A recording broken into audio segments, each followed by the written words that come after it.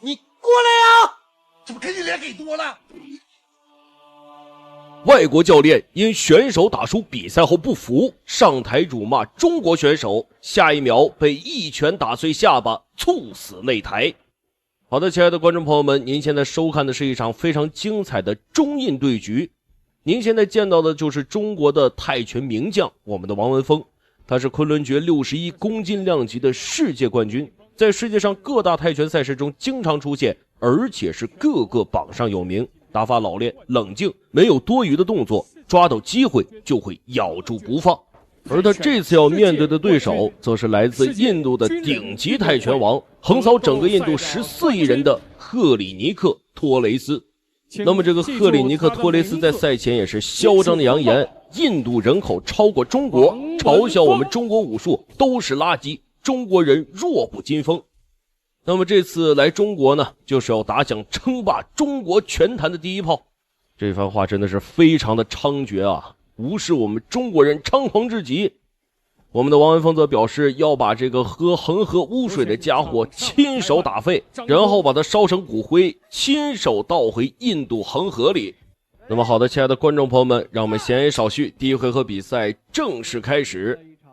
我们可以看到身穿白色短裤的就是我们的中国选手王文峰，而身穿黑色短裤的则是印度选手赫里尼克·托雷斯。我们可以看到双方选手虽然都是泰拳出身，但是都没有急于进攻，处于一个试探环节。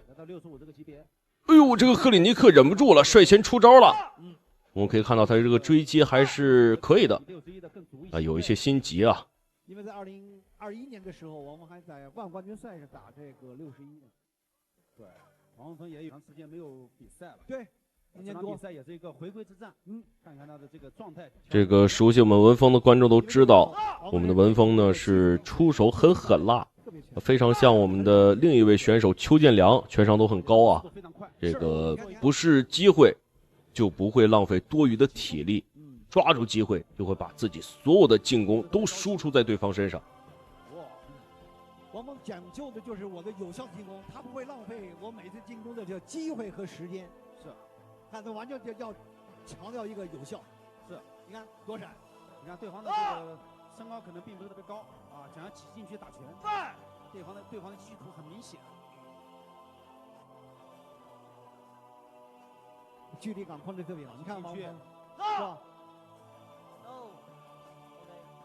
所以你说要成为一个世界冠军，是方方面面的。从这个赛前数据来看的话，两人这个身高体型都差不多，可能这个赫里尼克·托雷斯比我们的文峰要壮一点，稍微。现在还没有真正的把自己的实力发挥出来，还在试探对手。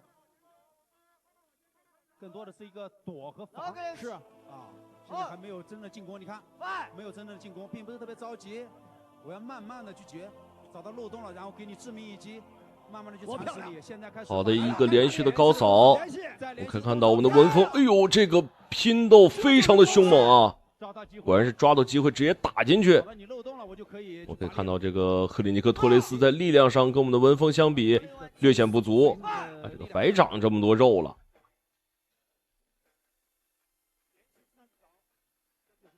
好的一个非常好的左右摆，我可以看到这个。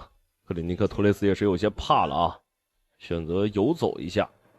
对方现在他没有空间了，已经骑到脚上。对，被打中一拳以后，对方现在开始打拳的时候稍微有点犹豫。你看，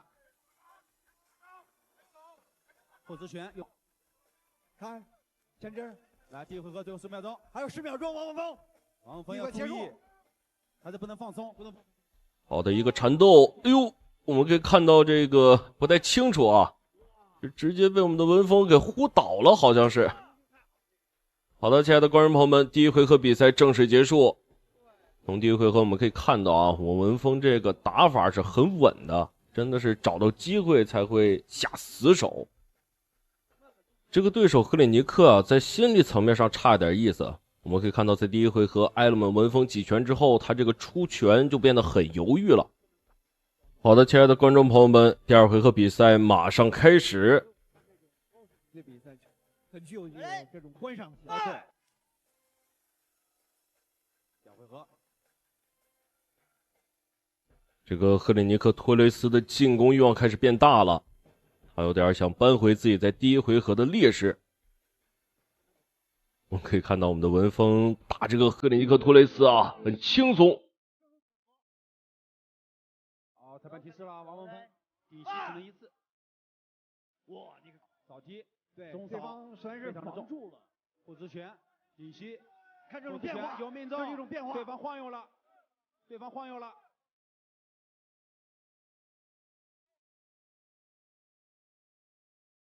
哎，你看躲得比较的巧妙啊！是啊，打完你了以后，我身体向后仰的时候，这就够不到我，就是典型的闪展。可以看到我们的文峰状态完全松下来了，这个节奏被他抓得很稳。底膝，王文峰今天打得很巧，然后对方的原地的一个跳膝。王文身高臂展的优势啊，对，有这个优势。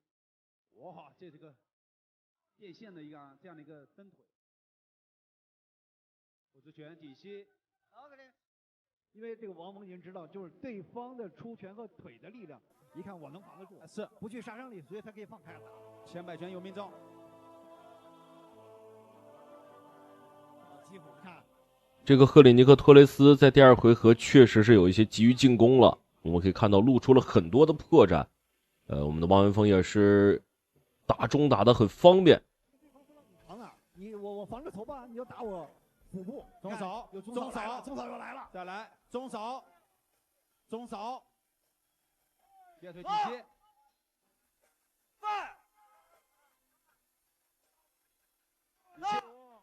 好的，我们可以看到这个裁判叫停了比赛。我们看一下发生了什么啊？这个印度的裁判扔毛巾了，主动投降了，也是看出来跟我们的王文峰打没有任何优势。这个是印度的教练，哎呦，可以看到我们的文峰直接是把这个印度教练打趴下了啊！这个印度的裁判不服啊，还上台挑衅一下，确实是小瞧我们的中国选手了。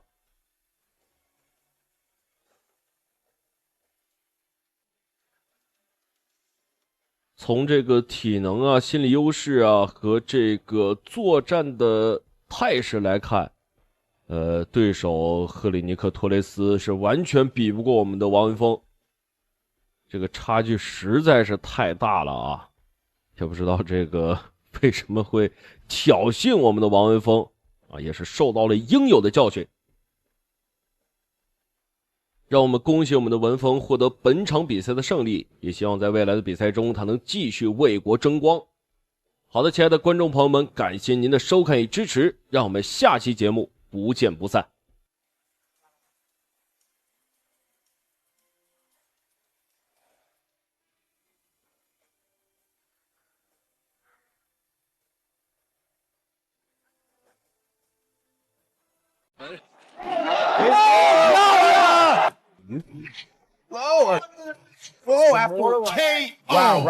他是让无数小鬼子感到胆寒的倭寇杀手，也是第一个在日本拿到金腰带的中国人，让无数小鬼子恨得咬牙切齿，看不惯他却又弄不死他。只要是小鬼子碰到他，就难逃被干废的风险，不是被重拳打到躺尸，就是被铁腿踢断下盘，不超过一回合就会被打到非死即伤。就连死神方便和邱建良都表示他的实力在自己之上，他就是人送外号妖刀的倭寇克星魏瑞。好的，亲爱的观众朋友们，那么这一场比赛也是我们魏瑞在日本无人能挡之时啊，跟这个日本的拳王木村藏野的一场金腰带争夺之战。可以看到这个木村藏野也是战意熊熊啊，觉得能打过我们的魏瑞。在赛前他也是嚣张表示，打中国人我一个人能打10个，魏瑞如果敢来，我一拳就能送他归西，真的是十分猖狂。我们的魏瑞倒是没有过多表示，只是说这个金腰带我必须拿，而且必须在日本拿日本的金腰带，气也得气死这个木村藏野。好的，第一回合开始，我们可以看到蓝方选手我们的魏瑞，红方选手日本拳王木村藏野。这个双方一开始的进攻欲望不是很明显啊，看来这个双方选手都是有很丰富的作战经验，深知这个时候必须要试探，必须要摸一摸对方的底。Stylistically, the fighters from China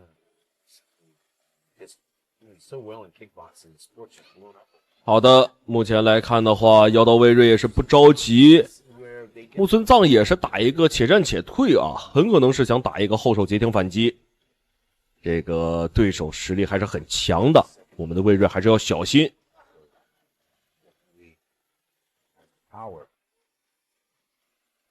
Whoa! Ooh, nice kick. Wow, big side kick. You don't see many side kicks usually. Not like that, and that was an excellent side kick. Really hard to pull off. Yeah. 好的，魏睿的进攻欲望逐渐增强。那么在赛前呢，我们的魏睿也是针对这个木村藏野啊，做了一个很完善的对战计划。据我们的魏睿所说，打日本人最好的方式就是一鼓作气，将对手干到不能还手。那我们来看看我们的魏睿在这一场比赛是如何针对。He's reserved, but he's got great combinations. And he knows when to strike. Here, he's still just trying to figure out the rhythm, the distance of the Rui Wei. 哎呦我的天哪！直接是一拳将这个木村藏野击倒了。不过日本人的抗击打能力确实也是强，木村藏野的状态还不错。Just sent him right to the floor. Now Sasaki has to step his game up. And a whole minute left too. Rui Wei, patient, not erratic. Yeah. 双方也是进入到一个短暂的对拼环节。木村藏野在日本目前的战绩是27连胜，在日本可以说是罕逢敌手了。而且据说啊，日本这个前首相还给木村藏野颁发过荣誉勋章啊，以表达他这个拳王之称。What Rui Wei's distance and he's in and he's out. Yeah. He's throwing a side kick and he's got good punches and he's a tough guy to calculate. Yeah. And aggressive as well. He's not he's not overly aggressive where, he's like bum rushing you, but he's definitely in your face. 好的，亲爱的观众朋友们，第一回合比赛正式结束啊！双方在第一回合也是没有什么建树啊，毕竟也是一个试探性的环节居多。让我们来看看第一回合比赛的回放。那么在第一回合，我们的魏睿也是找准了一个时机啊，一个重摆直接是击倒了木村藏野。本来以为这一拳应该是能将对手 KO， 但是没有想到，小日本这个抗击打能力真的是强。好的，第二回合，我们的魏睿还是以重拳对这个木村藏野。那么魏睿这个重拳啊，可以说是冲击力非常大的。据说他每天早上起来必须得先挥拳5000次才会吃早饭啊，中午2000次，晚上接着挥拳5000次。可以说他这个拳啊，一拳能干掉一个碗口粗的树，能给这个树打断。You're absolutely right. There's some blows there, but just pot shots here and there. Nothing really. What we used to seeing with. 哎呦，怎么个事儿？我们魏睿的后手反击也是很厉害啊，再次将这个木村藏野击倒。木村藏野也是有些害怕了，对手这个实力确实是强到可怕。哎呦！这一手直刺直接是将这个木村藏野第3次击倒。我们可以看到裁判宣布比赛结束啊，太快了！第二回合刚开始没有多久，我们的魏睿就获得了本场比赛的胜利。好的，让我们恭喜我们的魏睿拿下这场金腰带之争。那么亲爱的观众朋友们，第二场比赛呢很有意思，我们的魏睿在日本也是打了4、5年的比赛，回国之后啊，一起打，又一个，再来了一个，又来一个，我们裁判叫停了比赛。21岁新疆小将祖传大力金刚腿，狂踹黑人选手上千脚，将其小腿干废，吓傻现场观众。好的，亲爱的观众朋友们，那么为您带来一场十分精彩的这个中乌对局啊，没有错，我们的中国大战乌干达啊。有些朋友以为是乌克兰啊，当然不是，乌克兰不出黑人选手的。您现在看见的就是来自乌干达的拳王卢蒙亚·乔塞亚，他今年岁数不大，才23岁。这个看得出来啊，乌干达这个地方确实是养人，23岁的小伙子养的跟32似的啊，这个也是非常非常的有意思啊。那么这个家伙在赛前也是十分的猖獗啊，他激动的表示自己来中国不为别的，就是因为他们乌干达总统跟他说了，只要他能干死一个中国人啊，就奖励他1000万乌干达钱啊，杀死2个成倍的奖。所以这家伙来就是为了杀这个中国人来的。而他的对手呢，则是来自我们新疆的小伙萨利曼·奥布里海日。那么萨利曼·奥布里海日呢，今年也非常年轻啊，21岁。这个看上去也是有一些早熟啊，不过不重要，他的实力也是非常非常的强劲。曾经在2015年到2017年连续2年获得了新疆散打王的称号。祖传大力金刚腿啊，腿法惊人。那么这一场比赛究竟结果如何？亲爱的观众朋友们，让我们一起来拭目以待一下。第一回合比赛马上开始。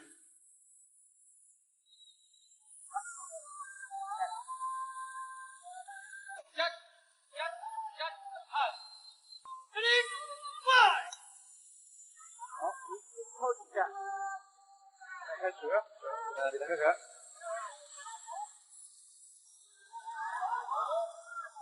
裁判的话是来自的这个乌干达，萨利曼的话是来自新疆的武汉壮德文。是，啊也是非常的厉害啊。对。哦，这个一手中。乌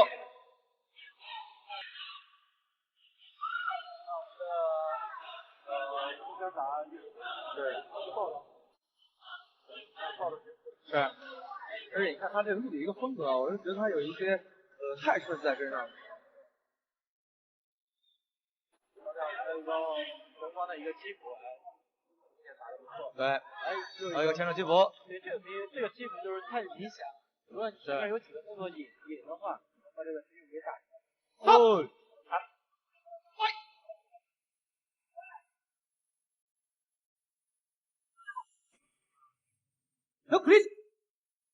第一回合一开始，我们的这个萨利曼啊就拿下了头彩，直接将这个卢蒙亚踢倒在地。看得出来啊，小伙子的腿真的是特别特别的强啊。可能大家对乌干达这个地方不太熟悉啊，想不到乌干达有什么事情啊。乌干达上世纪出了一个杀人魔王总统啊，叫做这个阿明啊，不知道亲爱的观众朋友们有没有人认识啊？老一辈的人都知道这个家伙，这个家伙丧心病狂，杀人无数，将乌干达变成了人间炼狱。所以说，乌干达这个国家能出拳击选手还是挺意外的啊！看来这些年也是从伤痛中渐渐走了出来。再来一个，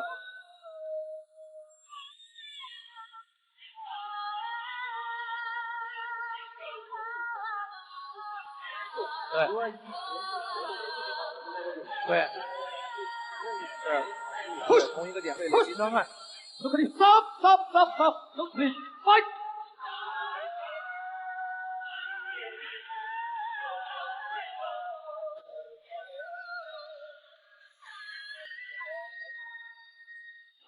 这球还是很可惜的，看他的节奏的话，整体还是对，还是没有放松。你看两只手的话抱得都很高。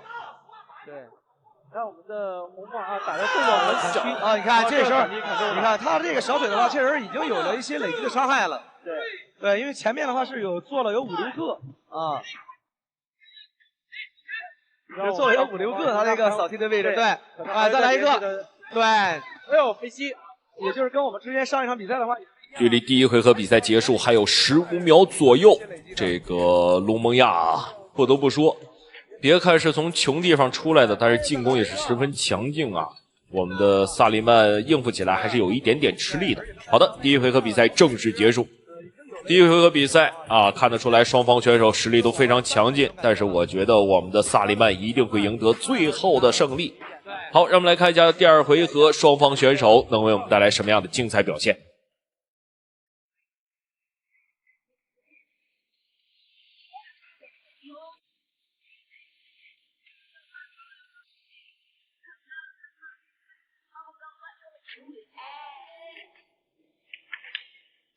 Second knock。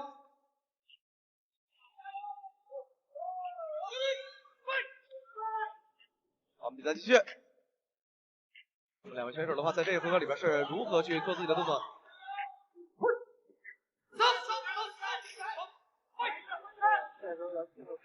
对，动作打的明显。哦，一个后手。对，是刚才有一个非常紧张的后手。对，他这个如果把体力迅速的拉开，然后再来个后边逼击不好，这种直接可以。对。还有一个啊，罗蒙亚的话，这时候状态也有了一些恢复啊，你看，但是他这个腿的情况还是不容乐观。对。不知道萨利曼能不能抓住这个机会，继续去砍击对方那个小腿的位置啊。他一直在抓。对，哦，看，对，小腿小动作也有，小动作也有，对，很精准，对，这个磕也很疼，对，很疼，很疼的，而且是砍到对方的一个小腿或者大腿的根。连续的腿部进攻啊，也是让这个龙门亚有一些受不了了。刚才龙门亚的裆部也好巧不巧，正好撞在我们萨利曼的脚上，稍微受了一点伤啊，不过问题不大，比赛继续。卢蒙亚的战力啊，打的还是相当不错的，但是我觉得我们萨利曼的这个腿部进攻更具优势。不得不说啊，每次我看到黑人选手在中国的擂台打比赛，这个油光瓦亮的感觉啊，就像是一块黑巧克力球。尤其是卢蒙亚还是从这个非洲出来的原汁原味的黑人，所以说这个更像。对。萨利曼的话，对。我们的这个加拿大运动员是他的这个动作已经慢了。对，是他，因为他影响了他一个动作的速度。对，因为他的哦，有击打，这个时候的伤害是已经累积上来了。对，你看他这个踢小腿就翻住这一手啊，前面打几个动作引流了，后面一个受击，对，踢小腿，是，这种是扛不住的。对。哦，我的萨利曼。头也是有了一些对，有了一些破解。额头的位置，对，额头的位置。因为萨里曼的话，他是属于这个快进快退啊，你看他整体的一个移动速度是很快的。对。但是相反，这个卢蒙亚的话，因为有一些态势他们在里边，所以你看他的拳腿的话打的都很重的。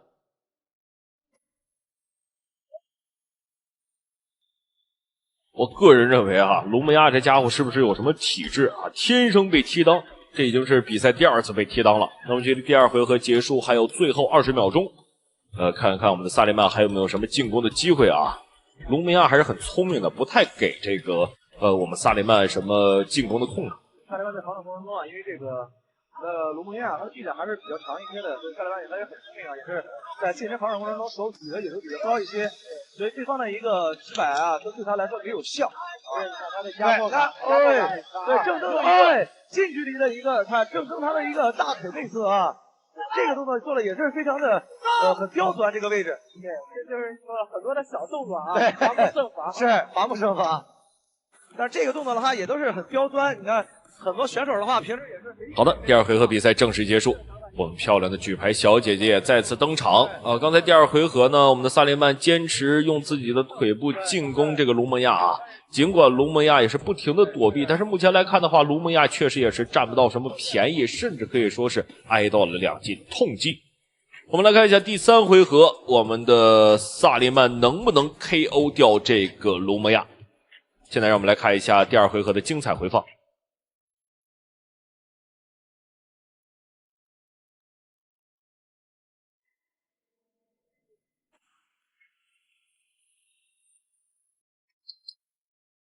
再跟他。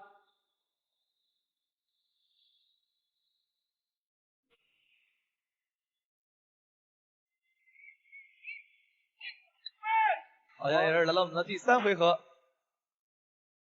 有2个，对。这一场这回合不知道有没有KO了。是。到第3回合里边了。对，绝对会有。是。会有 KO 的，因为你看他已经对手造成了很大的这个。对。也是一场鏖战。有一个扫地。有一个啊！这个扫地是真的是很准，而且很重啊。对，不知道我们的运动员还能不能坚持。这次对，如果给重击的话，肯定有可能就结束了啊。对，是。所以就像刚才说的，这一场回合如果 KO 他的腿啊，这个卢蒙亚啊，看他的这个手这个腿的话，已经是把它提起来啊，要去防着对方的这个扫地腿。对，再来了一个了，大了。他抬起来，但他总有落下来的，落下来就机会。好，那个换架了啊，现在换架了。好，已经换成一个跳踢。啊，小偷转身啊。风。哦，距离太近，对，距离过近，对。你看他这时候你再做转身蹬的话，没太大的意义。是。直接还是用这个低扫腿。啊，又来一个。哦，我们裁判叫停的比赛也是这个扫踢啊，也是漂亮。第3回合还没有进行多久啊，我们萨利曼的一记大力金刚腿直接干废了卢蒙亚的小腿，赢得了这一场比赛的胜利。看得出来啊，这小伙子也是戒骄戒躁啊，丝毫没有在意这场比赛的胜利能给自己带来多大的快乐，面无表情啊，是有一点。好，让我们来看一下刚才的决胜瞬间。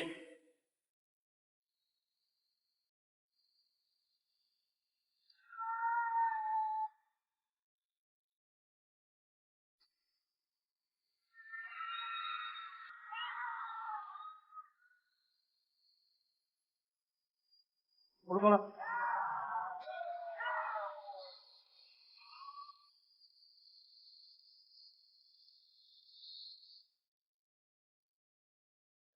那么，亲爱的观众朋友们，感谢您的收看与支持，让我们下期节目不见不散。